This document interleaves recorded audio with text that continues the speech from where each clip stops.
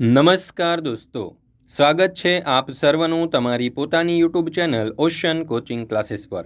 મિત્રો, દ્વિતીય સત્રાંત પરીક્ષા 2025 આવી રહી છે અને આ દ્વિતીય સત્રાંત પરીક્ષાની સૌથી સારામાં સારી અને શ્રેષ્ઠમાં શ્રેષ્ઠ તૈયારી થતી હોય તો એ માત્ર ને માત્ર આપણી YouTube channel ocean coaching classes પર। કેમ તો કે આપણે તમારી જે બ્લુ પ્રિન્ટ છે તે બ્લુ પ્રિન્ટ પ્રમાણે પ્રશ્નપત્ર તૈયાર કરેલા છે અને એ પણ પ્રશ્નપત્રની અંદર સવાલો ક્યાંથી લીધા છે તો કે તમારી સ્વઅધ્યયન પોથી, તમારી એકમ કસોટીઓ અને તમારા ગયા વર્ષના જે જૂના પ્રશ્નપત્ર છે ને તેમાંથી મોસ્ટ આઈએમપી પ્રશ્નો વીણીને લીધેલા છે। એટલા માટે સારામાં સારી અને બેસ્ટ તૈયારી અહીંયા તમને થઈ જશે। તો મિત્રો, જરૂરથી આપણી ચેનલને સબસ્ક્રાઇબ કરી દેજો અને આ વિડીયો તમારા તમામ દોસ્તો મિત્રો સુધી શેર કરી દેજો, જેથી કરીને ધોરણ 5ની અંદર ભણતા દરેક વિદ્યાર્થીઓ સારામાં સારી તૈયારી કરી શકે।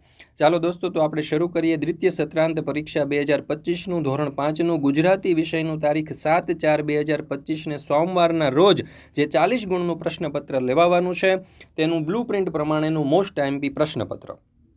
પ્રશ્ન નંબર 1, ઉદાહરણ મુજબ આપેલ શબ્દને અનુરૂપ 2 વાક્ય લખો જેના કુલ 4 માર્ક્સ છે।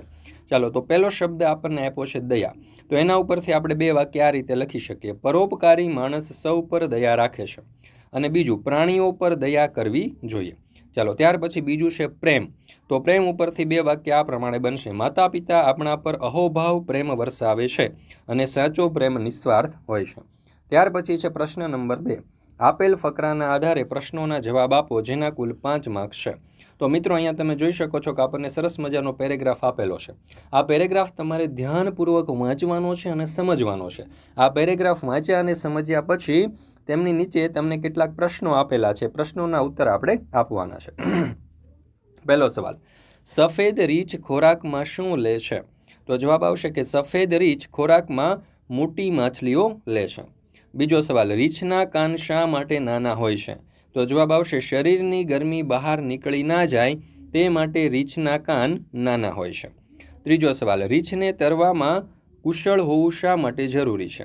તો ધ્રુવીય પ્રદેશમાં રહેતા સફેદ રીંછને શિકાર કરવા માટે ઘણીવાર દૂર સુધી તરવું પડે છે। તેઓ હિમશિલાઓ પર રહે છે અને ખોરાકની શોધમાં સમુદ્રમાં ઘણા કિલોમીટર સુધી તરી શકે છે, તેથી તેમને તરવામાં કુશળ હોવું ખૂબ જ જરૂરી છે।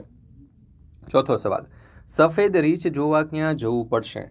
તો સફેદ રીંછ જોવા ધ્રુવ પ્રદેશના હિમશિલાઓમાં જવું પડશે। છઠ્ઠો સવાલ, શિકારીઓ સફેદ રીંછનો શિકાર શા માટે કરે છે? તો શિકારીઓ સફેદ રીંછનો શિકાર તેની ચામડી માટે કરે છે। ત્યાર પછી છે પ્રશ્ન નંબર 3, નીચે આપેલા પ્રશ્નોમાંથી સાચા વિકલ્પ પસંદ કરીને લખો જેના કુલ 5 માર્ક્સ છે। પહેલો સવાલ, અખિયો કી ડિબિયા ભર દે રે નિંદિયા, તો એમાં જવાબ આવશે ઓ ઊંઘ મારી આંખોની દાબડીમાં ભરાઈ જા। બીજું, ટાઈમ શટલનો ઉપયોગ શાના માટે કરવામાં આવ્યો છે? તો જવાબ આવશે એક સમયમાંથી બીજા સમયમાં જવા માટે। ત્રીજું, ટાઈમ શટલ દિગ્વિજયને ક્યાં લઈ ગયું? તો જવાબ આવશે ઈસવીસન શરૂ થાય એ પહેલાના સમયમાં। ત્યાર પછી છે ચોથો સવાલ, તારો કે કંચો સે રાત ભર ખેલેંગે, તો એનો જવાબ આવશે આખી રાત તારાની લખોટીથી રમીશું। પાંચમું, ડૂબે હુએ હે રે પાણી મેં સપનો કે પાઉં, તો જવાબ આવશે સ્વપ્નના પગ પાણીમાં ડૂબેલા છે। મિત્રો, વેકેશન તમારું પડવાનું છે તમારી પરીક્ષા પૂરી થાય પછી, અને આ વેકેશનનો જો તમે સારામાં સારો અને સદુપયોગ કરવા માંગતા હોય તો આપણે તમારા માટે 2 કોર્સ લોન્ચ કરેલા છે।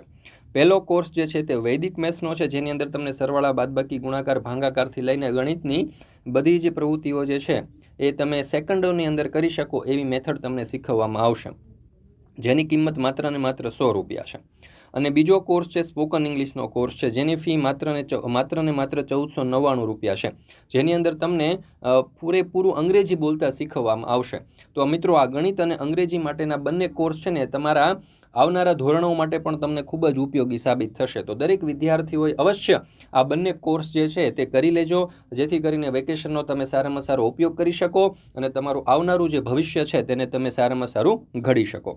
વધારે માહિતી માટે અહીંયા તમને નંબર આપેલો છે, આ નંબર ઉપર તમે સંપર્ક કરી શકો છો।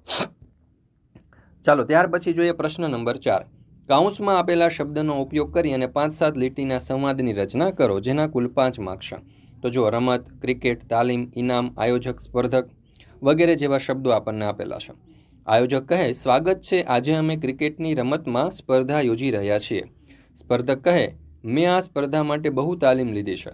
આયોજક કહે, ખૂબ જ સારું, આ વખતે શ્રેષ્ઠ પ્રદર્શન કરનારને ઇનામ આપવામાં આવશે.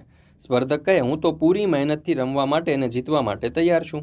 આયોજક કહે, ખૂબ સરસ, આ સ્પર્ધામાં શ્રેષ્ઠ ખેલાડીને ઇનામ મળશે. ચાલો, ત્યાર પછી છે પ્રશ્ન નંબર 5. માંગ્યા મુજબ લખો, જેના કુલ 3 માર્ક છે. આપેલા સંયોજનનો ઉપયોગ કરી વાક્ય બનાવો. જો મયુરી નવી સાયકલ લાવી, તે આંટો મારવા ગઈ, પરંતુ અને 2 સંયોજક આપ્યા છે, જેમાંથી જે અનુકૂળ હોય તેના વડે બનાવવાનું છે. તો જો મયુરી નવી સાયકલ લાવી અને આંટો મારવા ગઈ, તો અને સંયોજકની મદદથી બનાવ્યું. બીજું, મેં ભૂલ કરી, મમ્મી ગુસ્સે થઈ નહીં. ચાલો, તો અહીંયા આપણે છતાં શબ્દની મદદથી બનાવીશું. મેં ભૂલ કરી છતાં મમ્મી ગુસ્સે થઈ નહીં. ત્રીજું, ધન્ય પાતળો દેખાય છે, તે તાકાતવાન છે. તો તેમ છતાં અને કેમ કે જેવા શબ્દો આપેલા છે. તો ધન્ય પાતળો દેખાય છે, તેમ છતાં તાકાતવાન છે. નીચે આપેલા વાક્યોના પ્રકાર જણાવો, જેના કુલ 4 માર્ક છે. મહેલ નદીની અડોઅડ છે. અહીંયા પ્રશ્નાર્થ અને ઉદ્ગાર વાક્ય આપેલા છે, તો આપણે અહીંયા જવાબ લખીશું ઉદ્ગાર. બીજું, અરે મને તો આજે ખબર પડી. આ વાક્ય વિધાન છે કે ઉદ્ગાર છે? તો જવાબ આવશે ઉદ્ગાર વાક્ય. ચાલો, ત્યાર પછી ત્રીજું, તો પછી અરીસા સામે શું કરે છે? પ્રશ્નાર્થ અને પૂર્ણ વિરામ. તો અહીંયા આવશે પ્રશ્નાર્થ વાક્ય. ચોથું, એની આંખમાં જળજળિયા આવ્યા. વિધાન અને પ્રશ્નાર્થ વાક્ય. તો જવાબ આવશે વિધાન વાક્ય. વર્ગીકરણ કરો, જેના કુલ 3 માર્ક છે. પર્વત, ચાંદી, ત્યાર પછી જંગલ, સફરજન, નદી અને અનાનસ. તો એમાં જાતિવાચકની અંદર આવશે પર્વત, જંગલ અને નદી, અને દ્રવ્યવાચકમાં આવશે ચાંદી, સફરજન અને અનાનસ. ચાલો, ત્યાર પછી છે પ્રશ્ન નંબર 6.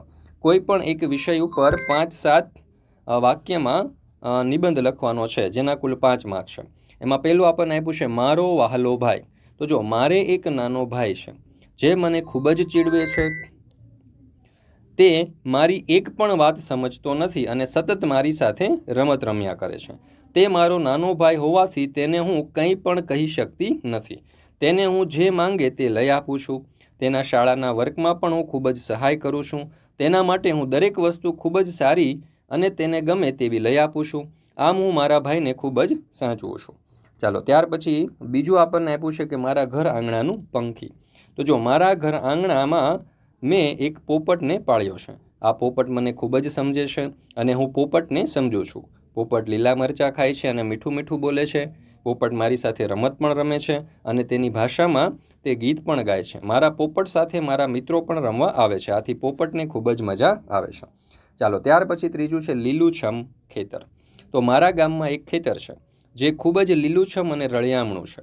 મારા ખેતરમાં અમે બધા જ પાકો ઉગાડીએ છીએ. ચોમાસાની ઋતુમાં મારું ખેતર ખૂબ જ વધારે પડતું લીલુંછમ દેખાય છે, જાણે ખેતરે લીલા કલરની ચાદર ઓઢી હોય તેવું લાગે છે.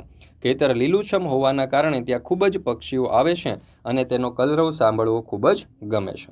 ત્યાર પછી છે પ્રશ્ન નંબર 7. કૌંસમાં આપેલા શબ્દને આધારે અર્થપૂર્ણ વાક્ય બનાવો, જેના કુલ 6 માર્ક છે.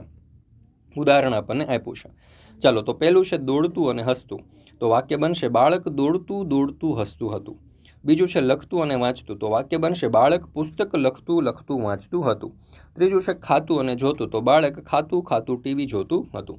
મિત્રો, અહીંયા આપણે આજે ગુજરાતી વિષયનું ધોરણ 5નું દ્વિતીય સત્રાંત પરીક્ષા 2025નું જે બ્લુપ્રિન્ટ પ્રમાણેનું જે મોસ્ટ આઈએમપી પ્રશ્નપત્ર છે તે પૂર્ણ કરીએ છીએ. ફરી મળીશું આપણે ધોરણ 5ના પર્યાવરણ વિષયના બ્લુપ્રિન્ટ પ્રમાણેના મોસ્ટ આઈએમપી પ્રશ્નપત્રના સંપૂર્ણ સોલ્યુશન સાથે. અને આ વિડીયો તમને પસંદ આવ્યો હોય તો લાઇક કરવાનું અને તમારા દરેક મિત્રો સુધી શેર કરવાનું ભૂલશો નહીં, કારણ કે આવા બ્લુપ્રિન્ટ પ્રમાણેના મોસ્ટ આઈએમપી પ્રશ્નપત્ર તમને બીજે કોઈ જગ્યાએ મળવાના નથી, માત્ર ને માત્ર આપણી ચેનલ ઉપર જ મળશે. તો જરૂરથી આપણી ચેનલને સબસ્ક્રાઇબ કરી દેજો, જેથી કરીને આવા દરેક વિષયના બ્લુપ્રિન્ટ પ્રમાણેના મોસ્ટ આઈએમપી પ્રશ્નપત્ર તમને મળતા રહે. અને એ પણ ફક્ત ધોરણ 5ના જ નહીં, પણ ધોરણ 3થી 8ના દરેક વિષયના બ્લુપ્રિન્ટ પ્રમાણેના મોસ્ટ આઈએમપી પ્રશ્નપત્ર અહીંયાથી તમને મળી જશે. અને સાથે સાથે આ વિડીયો તમારા તમામ દોસ્તો સુધી પણ શેર કરવાનું ભૂલશો નહીં.